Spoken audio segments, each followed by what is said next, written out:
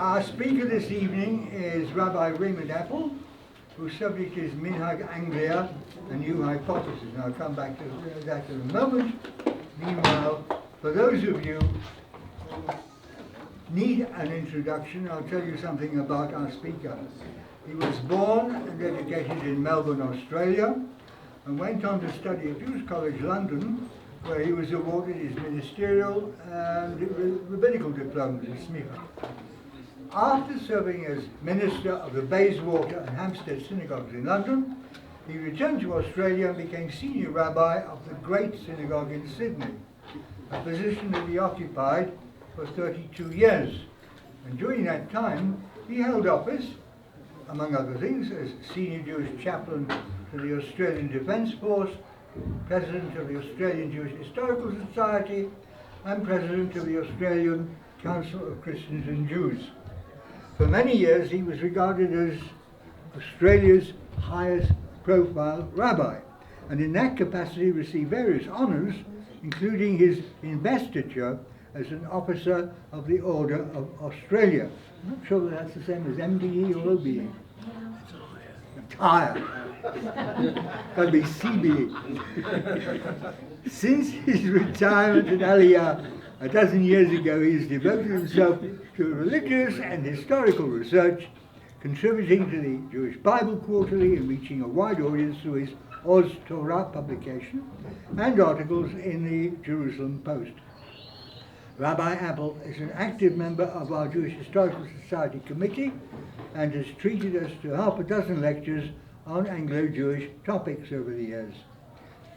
By the way, next to his wife Marion, I think I may well have be the one who's known him longer than anybody else in this room, since we both arrived in Jewish College at the same time. Anyhow, they have 2 sons and 2 daughters, as well as a number of grandchildren and great-grandchildren. Now, according to the publicity sheet that you will probably have read, this lecture looks at Minhag Anglia from a new point of view, applying the term not only to the liturgy of English Judaism, but to the way British Jews think and feel about being Jewish in Britain. I think that in view of the fact that he has written a great deal on the subject of Minhag Anglia, we can look forward to a number of chidushim on this subject. Ladies and gentlemen, our lecturer, Rabbi Apple.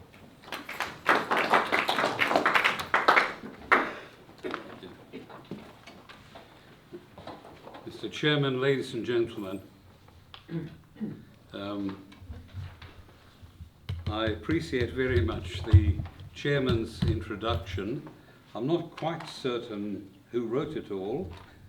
I presume, Gabriel, I presume you did. The reference to an honour being conferred on me in Australia reminds me that a fellow member of the Australian Rabbinate who was awarded the CMG was given a reception by his congregation to mark the occasion, and he explained that all these initials have a particular significance. He said, "Thank you very much for the party honouring me on being a CMG, but you realise that CMG means call me God."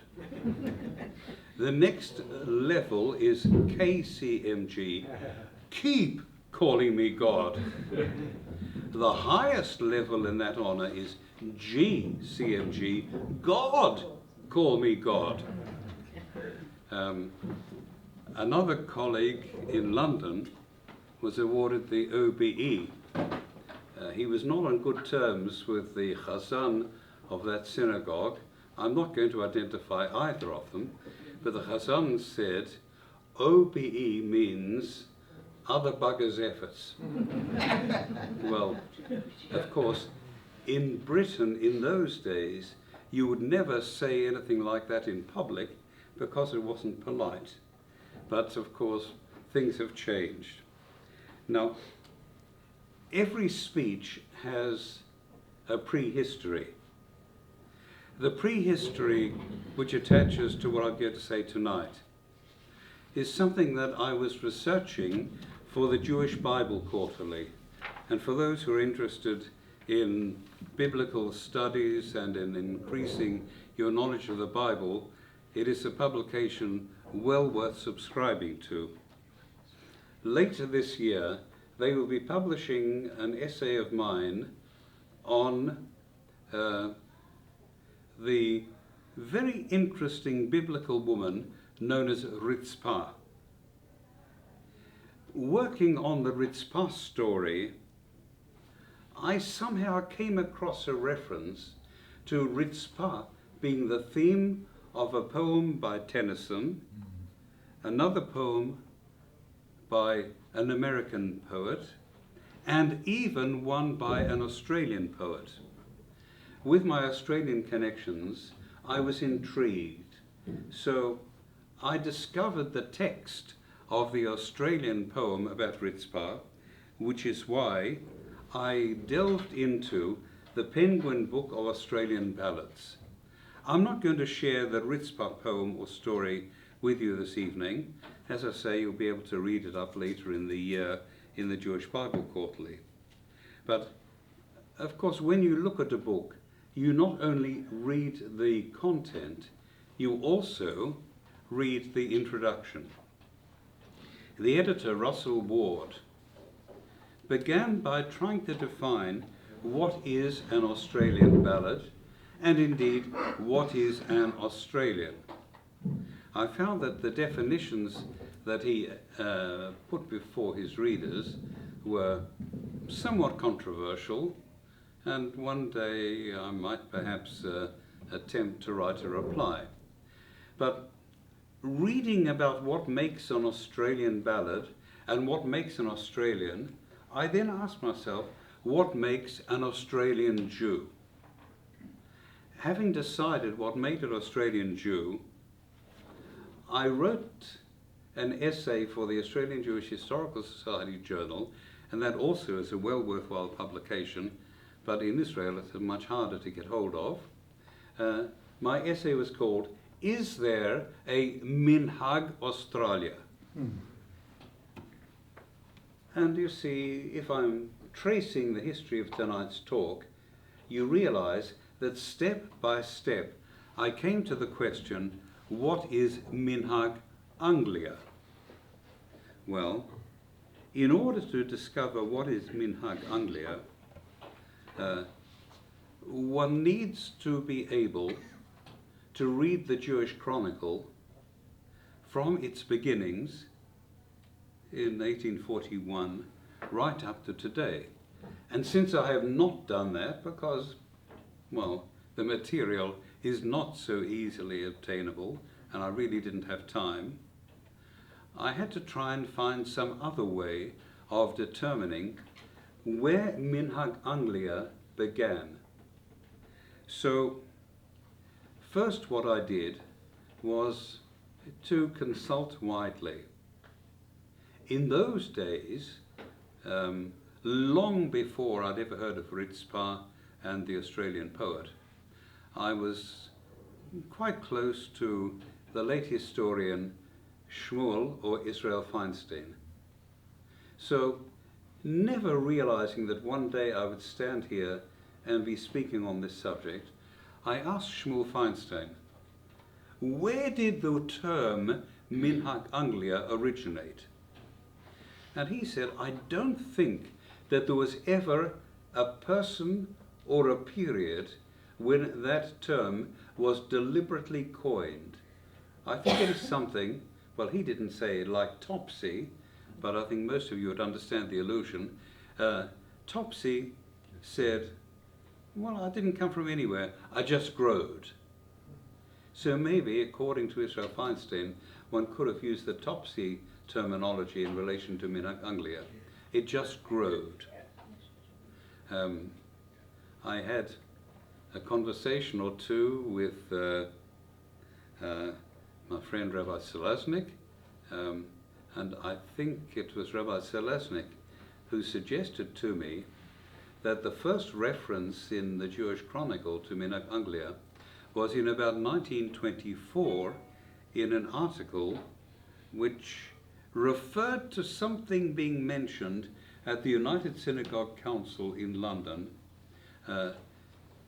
taking for granted that there was such a thing as Minhag Anglia. You will have noticed that I've so far deliberately refrained from translating or defining Minhag Anglia, but we'll come to that. So it's possible that in the early 1920s, the term Minhag Anglia was already well known and commonly used in England, but no one can be certain of exactly who coined the phrase, or when, or where. Well, since we begin with a problem, let's now try and find a solution. And what I'm going to do is to attempt to define a minhag, then to attempt to define where Minhag Anglia came from or developed, and then to see whether the conventional interpretation of Minhag Anglia has any validity. A minhag is an accepted usage, not necessarily required by halakha, Jewish law, but consonant with it. Minhag has been defined as accumulated social practice. Attitudes to minhag fluctuate. The popular saying derived from the Jerusalem Talmud, a minhag brech the din, minhag mevatel halacha, custom overrides a law, is opposed by another saying, the minhag of our ancestors is Torah. The root of minhag is nun he gimel, to drive or conduct, which occurs in the Bible in 2 Kings 9:20 in connection with driving a chariot. In relation to worship, law dictates the general principles, whilst the words, rubrics, pronunciation, melody, or stance often depend on local custom. All Jewish traditions have a range of prayer rites and practices. Amongst non-Hasidic Ashkenazim, both Minhag Ashkenaz, the German rite, and Minhag Polin, the Polish rite, have influenced the English usage, which became known as Minhag Anglia. Chief Rabbi Brody instructed the Hampstead Synagogue in much more recent times than the 1920s, of course, to follow a particular ritual on occasions when it was the English minhag to do so. The story is that the Hampstead Synagogue began in 1892 without the principle, without the practice of Birkat Kohanim. Duchening was just simply not known in the Hampstead Synagogue until there were attempts made to get the chief rabbi of the time, Rabbi Brody, to rule that Hampstead should fall into line with other congregations in this respect. So Rabbi Brody finally made a ruling that the Hampstead Synagogue had to permit such Kohanim as so desired to bless the congregation when it was the English minhag, Minhag Anglia, to do so. There is a belief that Minhag Anglia was created by Nathan Marcus Adler in mid-19th century, but the truth is more complex. The English usage preceded Adler, as we see from the old prayer books analyzed by Dayan Dr. Isaac Lerner in Torat HaMinhagim, Studies of the Nusachat Tefillah and Other Minhagim of the United Synagogue, London.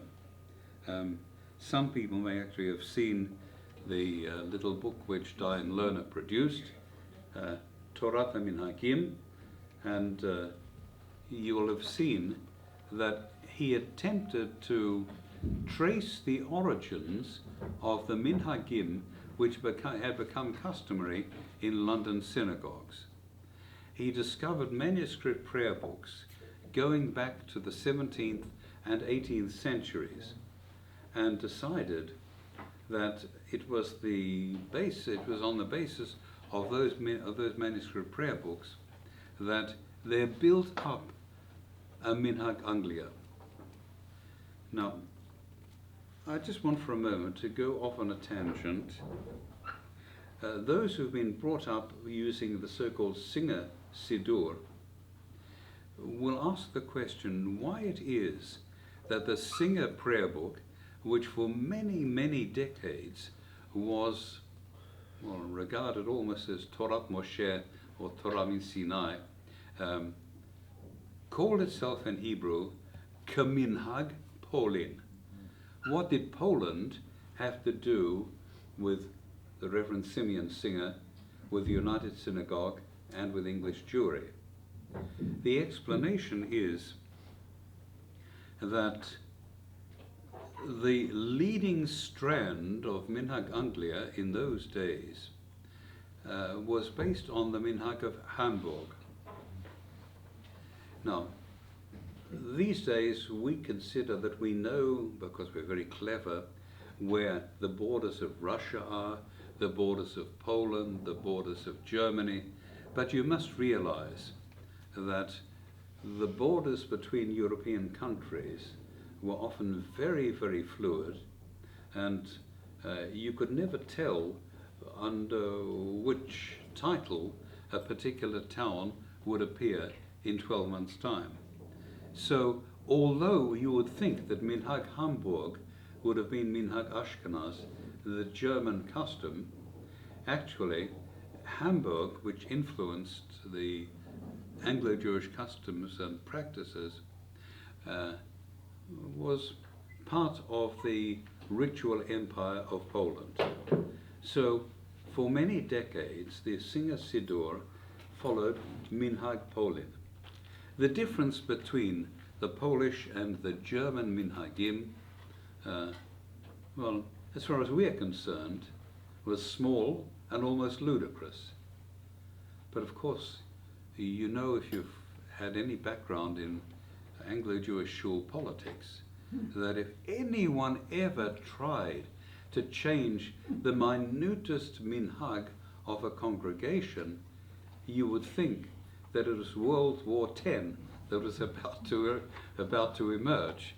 Well, the minhagim were very, very precious. Like English religion as a whole, Minhag Anglia concerned itself more with liturgical form than theology, though there are traces of 16th, 17th century mystical movements in the Sabbath Eve prayers and the meditations that precede certain rituals. On the whole, though, British Jews were opposed to Kabbalistic ideas. What Chief Rabbi Nathan Marcus Adler did for Minhag Anglia was to coordinate, centralize, and supply a stamp of authority. However, in a leaflet of 1890, H. Gedalia complains of the numbers of rituals and customs in existence and the eccentricities which many of them contain, which indicates that for all of the efforts of Chief Rabbi Nathan Marcus Adler, 1890, by which stage Adler had been in office for 45 years, the Anglo-Jewish community was still fighting over which of the basic minhagim was more kosher than which other. Singer's prayer book helped to strengthen Minhag Anglia, though Adler was involved at every stage and had more influence than appears. And again, forgive me if I go off on a tangent. Just recently, Derek Taylor, an Anglo-Jewish historian, has published a biography of Nathan Marcus Adler. The book is very good. The preface, well, it has to be good because I wrote it, but the book tells the story of whether the Singer prayer book is really Singer's prayer book, whether Nathan Marcus Adler had anything to do with it. Taylor puts forward the argument, I think validly, that Adler always preferred to work behind the scenes and let other people have the credit. So the approach which Derek Taylor takes in his biography of Nathan Marcus Adler is that Adler was much more involved in the Singer prayer book than might appear. The name of Singer is certainly a tribute to a man who worked very hard, but he worked hard in association with Adler. Now, there was a Minhag Anglia version of the Holy Day liturgy in the Routledge Machzor, edited by another Adler, H.M. Adler and D.M. Davis, revised in recent years by Chief Rabbi Jonathan Sachs. The Singer Siddur followed sources such as Seligman Bear's Seder Avodat Yisrael.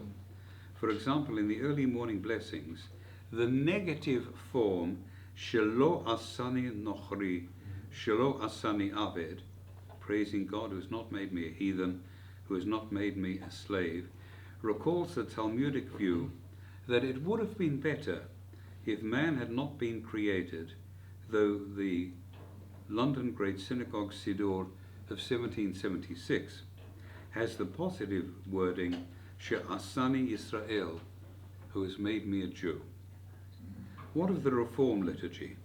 The London Reformers attempted to meld and modify Ashkenazi and Sephardi ways, hence the name West London Synagogue of British Jews, neither German-Dutch, note the absence of Polish, nor Spanish-Portuguese.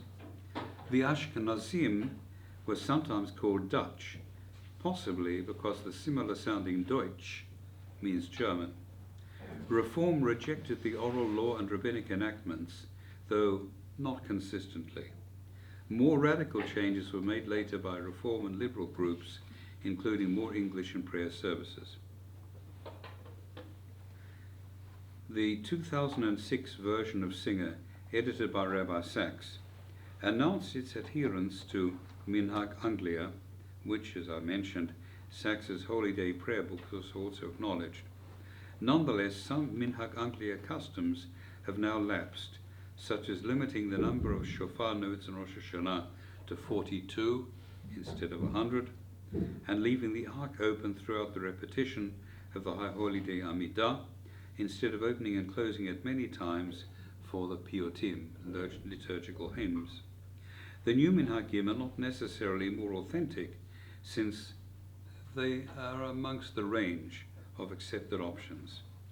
The date of the changes cannot be precisely pinpointed, since gradual change is part of the functioning of custom. There was an earlier English Minhag in the pre-expulsion period, but this is a separate issue examined in a 3-volume work by Chief Rabbi Israel Brody.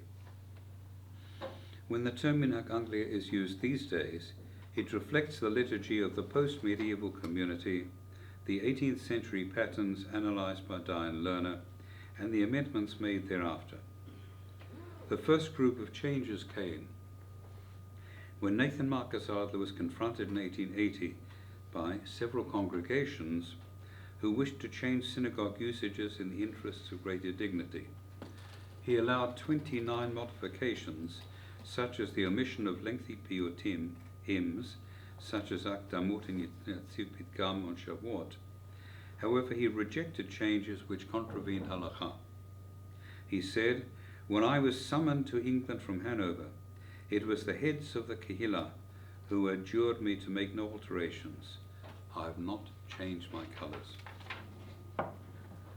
Adler was certainly in sympathy with the wish for better organised services. Hence, Minhag Anglia went beyond liturgical content to worship attitude and posture. To gain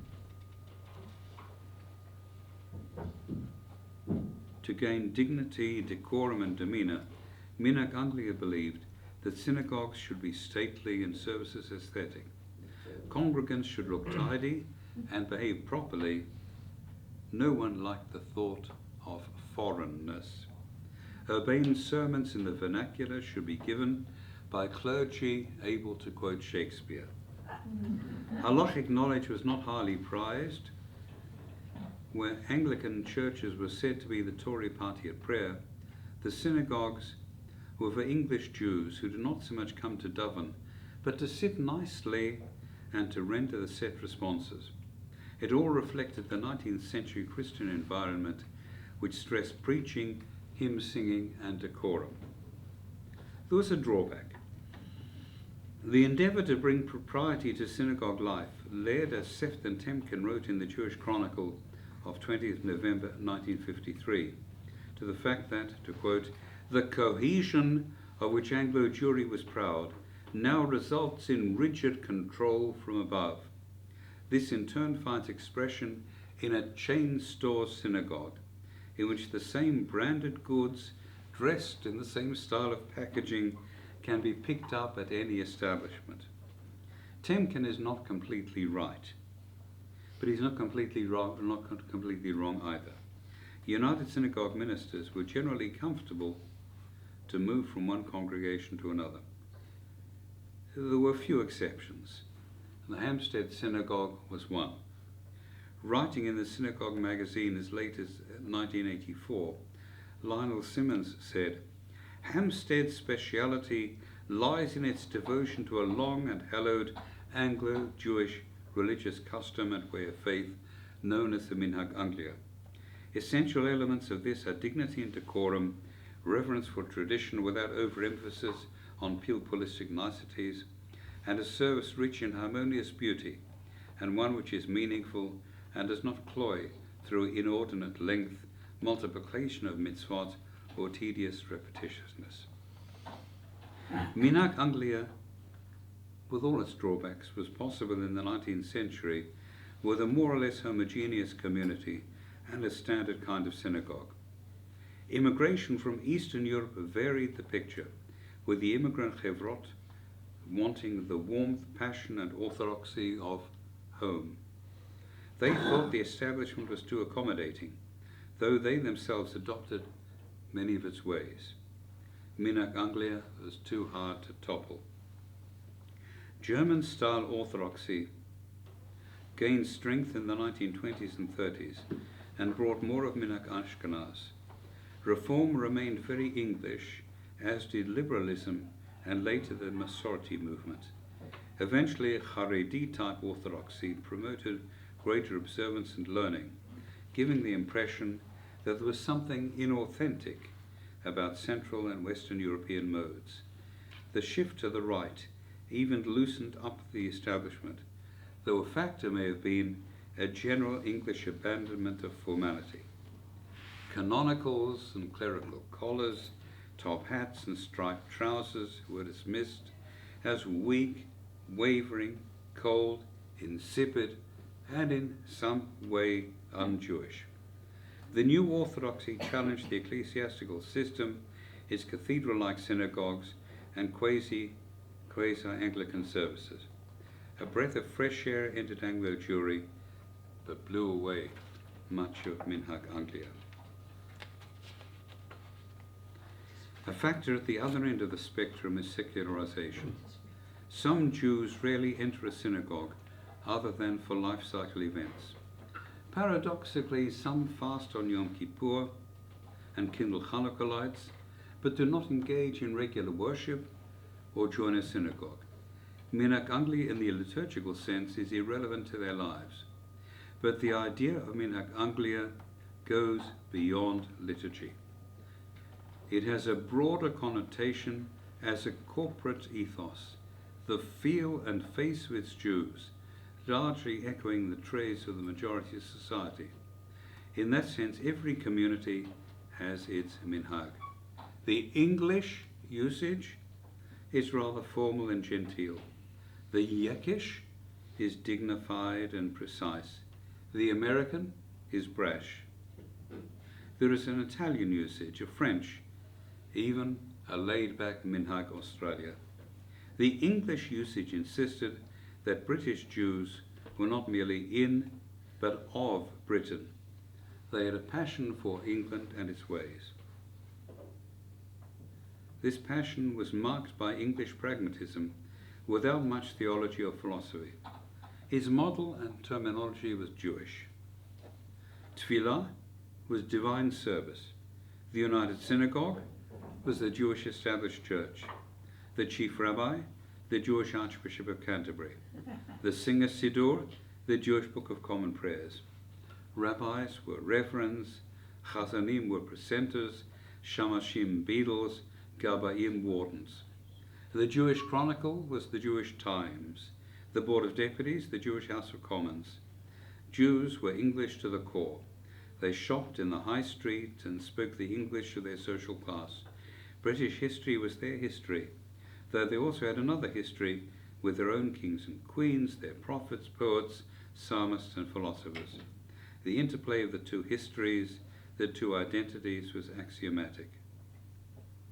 It has been said about German Jews, who thought German and Jewish values were almost indistinguishable, that if there were a Nobel Prize for German sentiment, it would be won by the Jews. The German Jewish community could not, however, save itself, and German hostility to Jews became ferocious. In Britain, too, Gentiles were not always sure about Jews. But Britain was tolerant, even though newspapers liked to refer to a person who appeared in court proceedings as a Jew, a wealthy Jew, or a Jewish miscreant. Rothschild was a Jew banker. It was assumed that a true Englishman was a Christian.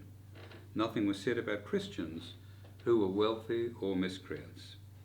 Jews took it for granted that they were patriots, and royal and national occasions were their own. Yet many had to do things in a Jewish way, with foibles such as the Jew box. The Jew box at coaching stops, where Jewish travellers could have a meal on kosher plates. Jews intrigued the Gentiles, and sometimes there was prejudice. Jewish integration was questioned in periods of anti-alien immigration, but generally the newcomers tried hard to settle into English ways and become part of the English landscape. Jews became known for their loyalty and respect for the law, though some were accused of exploiting British tolerance, hence the creation of the Trades Advisory Council at the beginning of World War II. Jewish Englishness, or English Jewishness, was reinforced in wartime when Jews served in the forces, often with great distinction. From the 1890s, when Francis Lyon Cohen became the first Jewish military chaplain, statistics were compiled to show the numbers of Jews in the Navy and Army. Jews derived satisfaction from the public rejection of Mosley and other fascist and anti-Semitic demonstrators, whom the public mostly regarded as bad for Britain. Jews themselves felt English and on the whole were seen as such. This was Minhag in Anglia in the broader sense. Some Jews saw Britain as merely a stage in their migration, others as a place of arrival. The Jewish Chronicle office once bore a sign, Britain has done all it could for Jews. Jews will do all they can for Britain. Jews lived in two worlds. At times the English prevailed, at times the Jewish. At times Jewish leaders and institutions worried about anglicizing the newcomers. Later they worried about making them good Jews. Theodor Herzl felt that Bible-loving Britain would understand the Zionist cause, but in the Jewish community there were robust internal divisions. Hermann Adler deemed Zionism an egregious blunder. His successor, J.H. Hertz, was an unambiguous Zionist. The tussle split the community, culminating in the Zionist takeover of the Board of Deputies at the beginning of World War II. Many Jews, although comfortable with things English, were confused when they saw the Balfour Declaration of 1917 being apparently whittled away by British government policies in and concerning Palestine. They mightn't say so publicly, but they were torn by conflicting loyalties. The Britain they had trusted seemed increasingly callous. Though Churchill was more or less constant in his pro-Zionism, they were far less confident about Ernest Bevin. Whether Bevin later regretted his opposition to Zionism is uncertain, but the decisive time was not his period after politics, but his term as Foreign Secretary, which gave Jews such a tense feeling. Britain has not been a full-throated friend of the State of Israel in recent years, and British Jews have experienced an increasing number of anti-Semitic incidents, though the anti-Semitism in other countries is worse. This has complicated life for Britain's Jews, who are naturally encouraged by expressions of British understanding of Israel's dilemmas, but still are not certain whether to feel unsafe. This is not to say that British Jews no longer feel British or English. If one asks a Jew living in Britain, do you still feel English? The answer is likely to be, of course, but at the same time they would add that it has become more complicated. These days there are constant terrorist acts which may not be directly anti-Semitic, but unnerve the nation, including the Jews. There are many issues that call for research.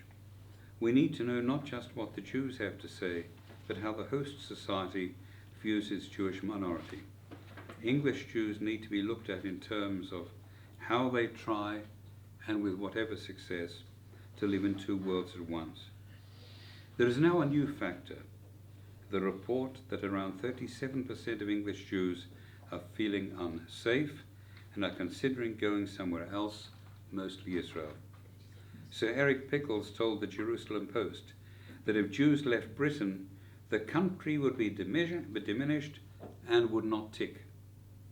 We need to know what weight to attach to his views, whether Gentile attitudes have changed, with the altered demography of the British people, and whether the nature of British Jewry has changed because of recent emigration to Israel. Because British Jews still have a special feeling about themselves as Britishers as well as Jews, they'd probably be devastated if they had to leave Britain. Would they weep for Minhag Anglia? By way of postscript, let me just tell you that if you live in Bet Shemesh, I'm sure you have a major problem facing you this coming weekend. The Britishers of Bet Shemesh, I'm told, are all adamant that they're going to celebrate the royal wedding. What are they going to do with Shavuot? Thank you.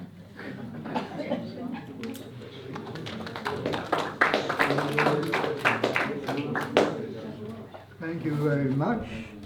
At this point I can invite questions, which I'm sure Rabbi Apple will be happy to tackle. Just if you have a question, right. Who was Reverend A. De Sola? De Sola?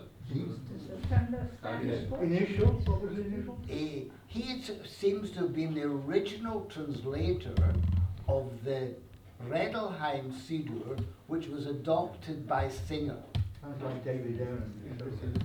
Reverend D.A. de Sola was known in the Spanish and Portuguese synagogue, of which he was a minister, as the learned Chazan. Apart from musical compositions, you'll know, for example, that there's a very famous De Sola Adon Olam. No, I would. Adopted by the United Synagogue. Do you want to demonstrate? Adon Olam Hashem. Okay, that is the De Sola Adon Olam. Apart from his compositions, he was probably the first regular vernacular preacher in Beavis Marks. A very energetic man, translated the Spanish and Portuguese liturgy into English, and not only their liturgy, but also the Ashkenazi liturgy, so that many people, long before the Routledge Mahzor became popular, would use the De Sola festival prayer books with his translation. De Sola was one of the greats of the Anglo-Jewish ministry.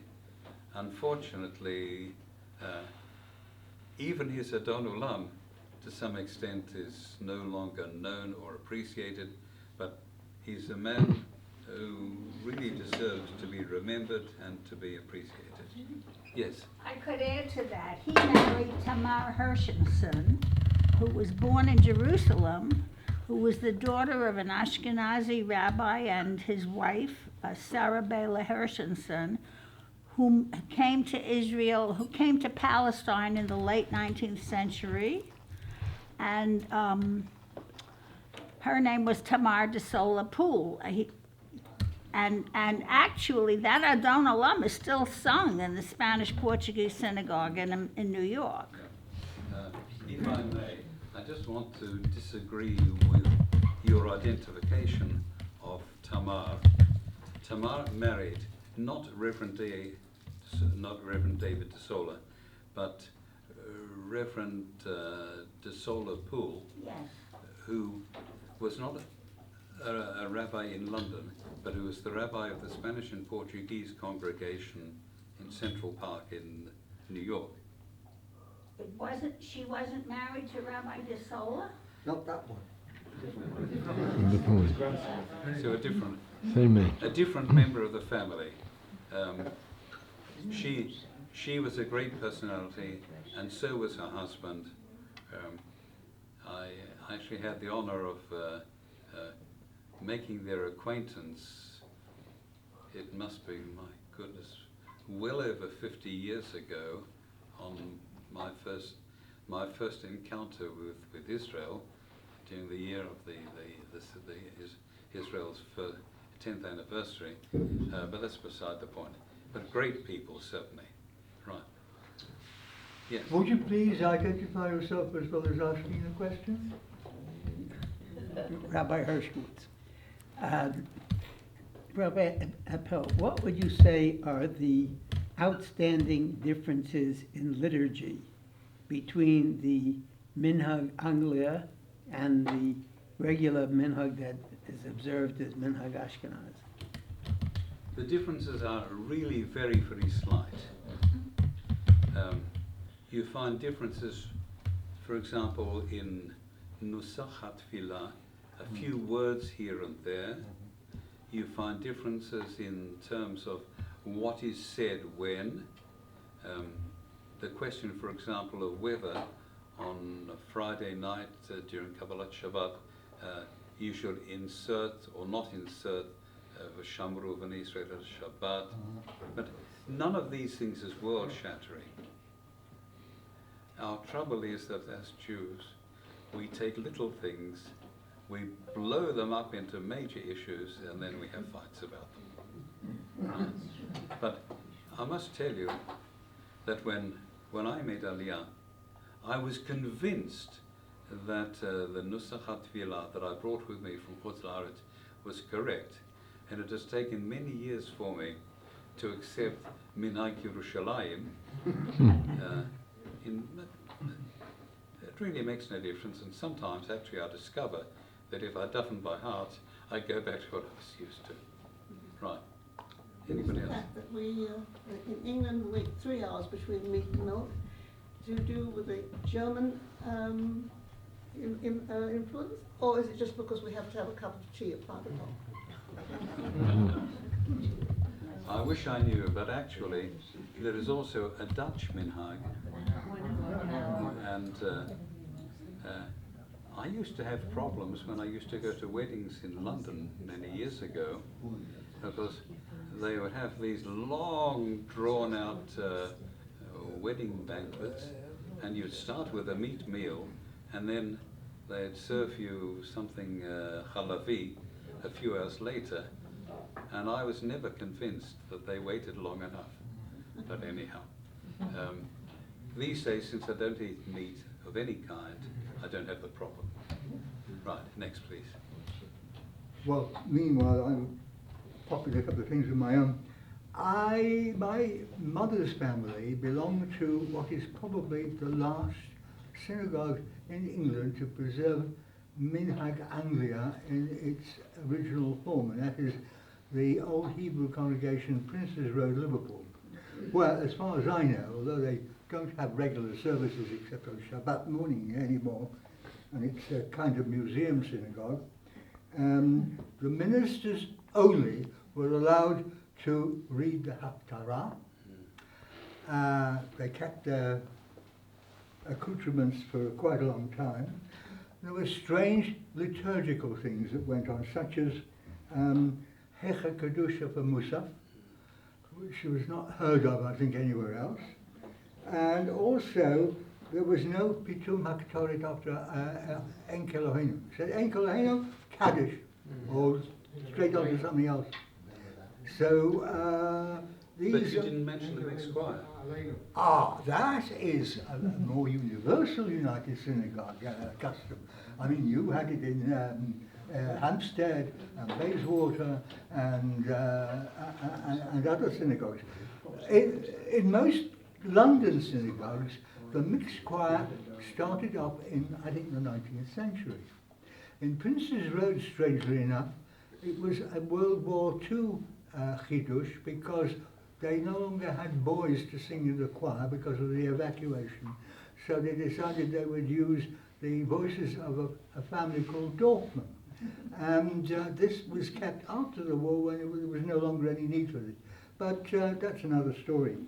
However, if there's no other question, I want to mention one other thing which is not directly related. You want to say something? Yes, please. Yep. Okay. This Anglo-Jewish custom of mixed choirs eventually became something highly controversial and embarrassing in most congregations. Prince's Road in Liverpool is the only one of the Orthodox congregation that still has a mixed choir. You mentioned that Hampstead had one until recent years. Hampstead had a mixed choir, and I will never forget a particular wedding which took place in Hampstead in my time, where the mixed choir was certainly on duty. It was a choral service, but amongst the officiating clergy was the late Diane Golditch from Manchester. And Diane Golditch had a good sense of humour. He said to me, "Look, you've got to help me. I can't be in there when the mixed choir sings." So we made a deal that the choir would sing Ma Yedidot, and they would sing Baruch Haba, etc., etc. And then at the last minute, after all that singing had been done, the Dayan would make an official entrance. The one thing which I hadn't thought of reorganizing was the Baruch Hu Baruch Shemo and the Amen during the Sheva Brachot. So when the late Chazan Lowy sang his beautiful Sheva Brachot, and the choir, including the women, responded, Diane Golditch said to me in a stage whisper, "What are they, castrated males?" Well, anyhow, I think one of the things really, quite seriously, which needs, just a second, which needs to be said in connection with Anglo-Jewish liturgy, is that there was a standardization which little by little disappeared, very largely because I think people felt, there needs to be some sort of local option allowed.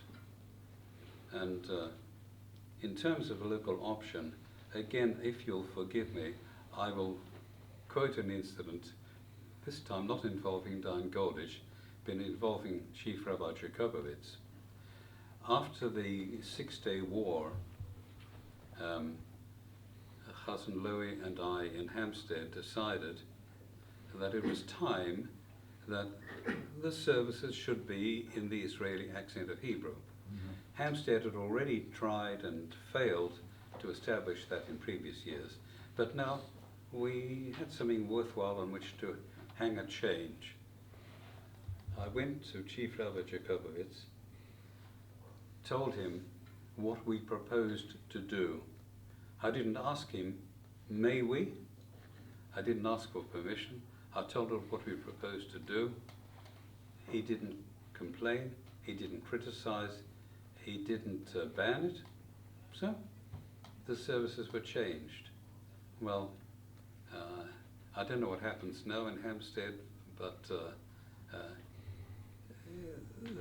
from the halachic point of view, this is a major problem, and although I found a solution as far as we were concerned, Others, I think, would have had problems of conscience. Right, you wanted to... No, we've got a few people... First of all. We'll come back to you, yes. Stuart Dove. I think things are still changing in London from what I hear in liturgical differences. I heard recently that Birkat Kohanim, which was never normally said on a Yom Tov which falls on Shabbat, is now being introduced in many of the United synagogues, and they now will do Duchen on Shabbat and Yom Tov. I know it happens in St. John's Wood, and I think it happens in Hendon, and I think in many congregations of the United Synagogue are now introduced Birkat Kohanim on Shabbat and Yom Tov. Not like here where we say every day, but...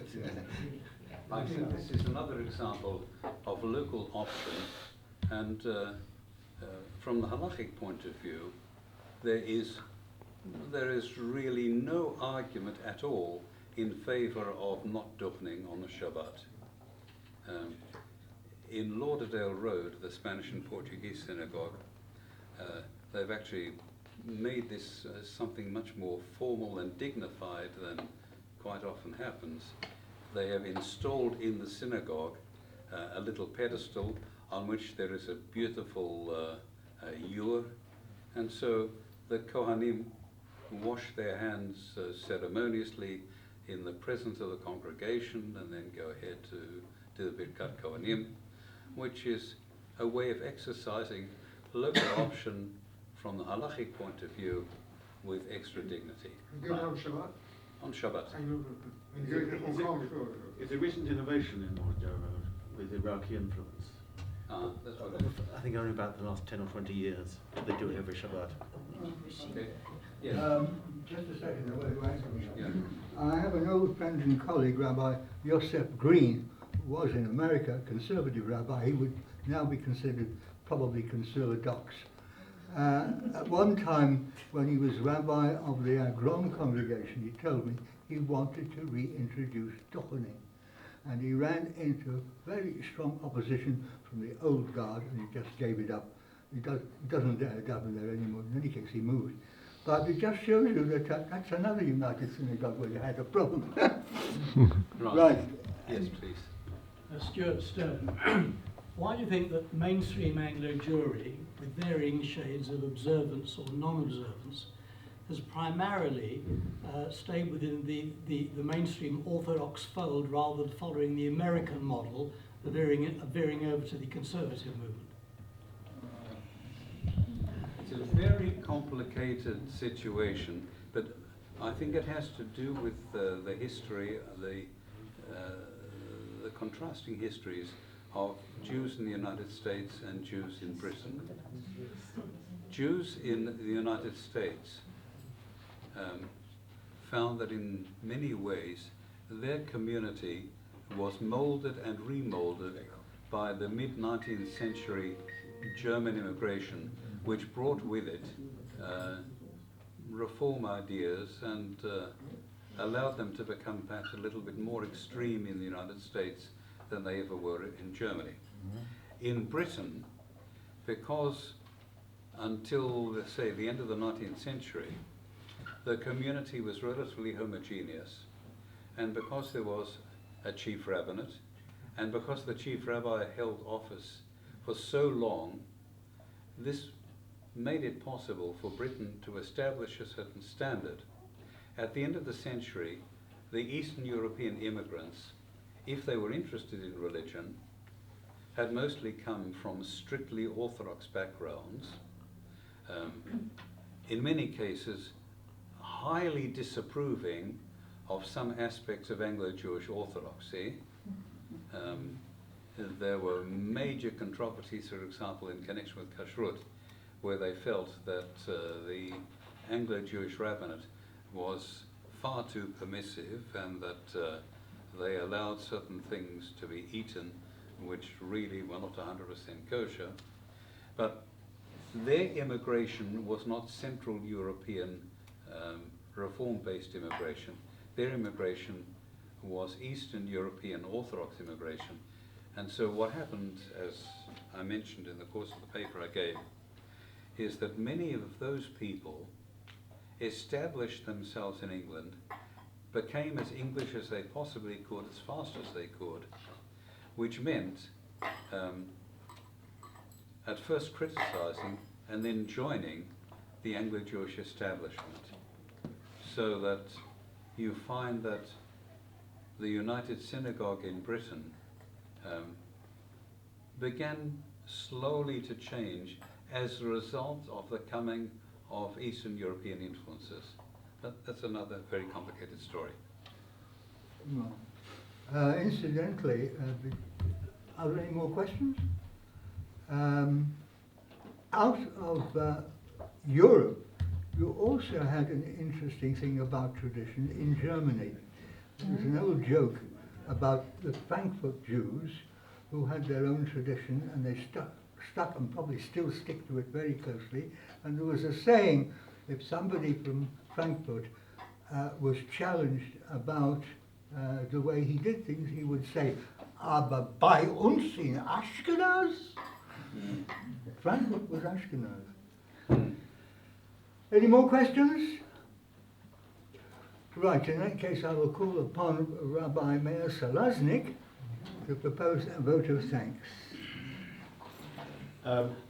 Chairman and everyone, it's possible that I'm the known Rabbi Apple here for the third longest, or maybe actually probably the fourth or fifth longest.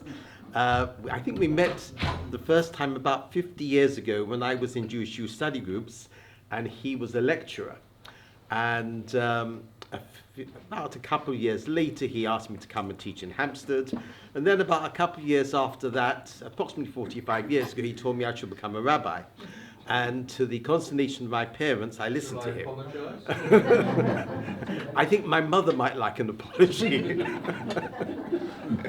So I suppose I could say that he has formulated my life.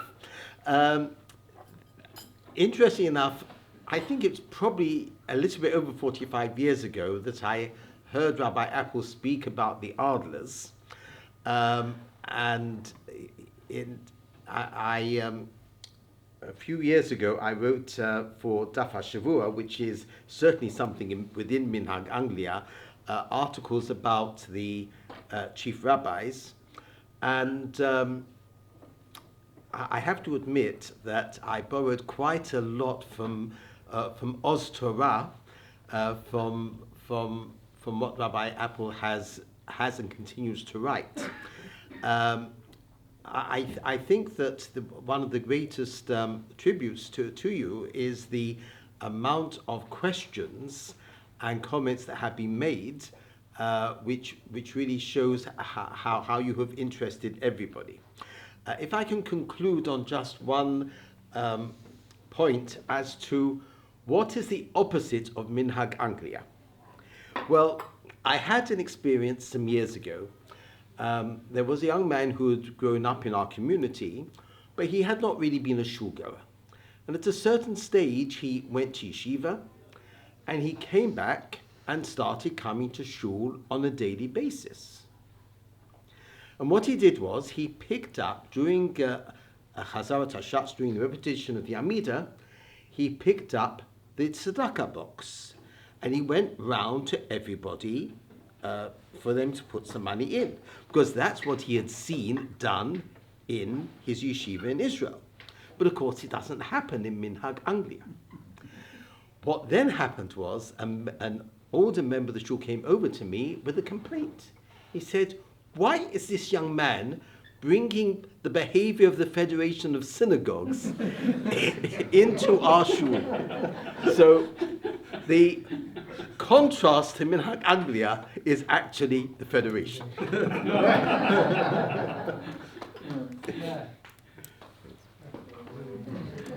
Right. Or we split up. I want to make a couple of announcements.